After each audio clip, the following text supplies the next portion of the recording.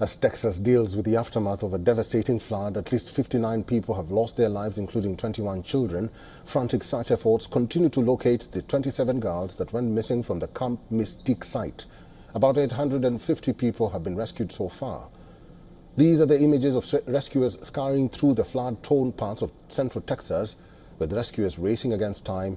The hope to locate the missing is turning bleak. Mangled trees, overturned cars and mark-filled debris remain strewn across the streets in Texas.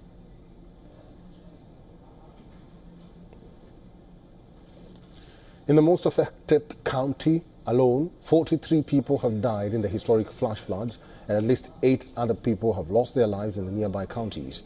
This, for the first time, Central Texas has been hit by flash floods of such scale. Nearly 40 years ago, 10 people died in similar floods. Authorities are yet to ascertain how many people are missing beyond the children from the Christian summer camp called Camp Mystique along the Guadalupe River, where most of the dead were recovered. No trace of the 27 girls who disappeared after a wall of water swept through their camp has emerged either. And according to reports, the camp had 700 girls in its residence during the hours of flooding. We're at Camp Mystique looking for our kids. We've been in Kerrville all night. We got here and started looking, and the game warden showed up. Or we went as far as we could downstream,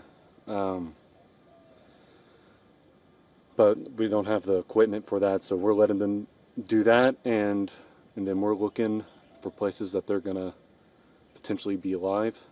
There's over 20 of them still out there.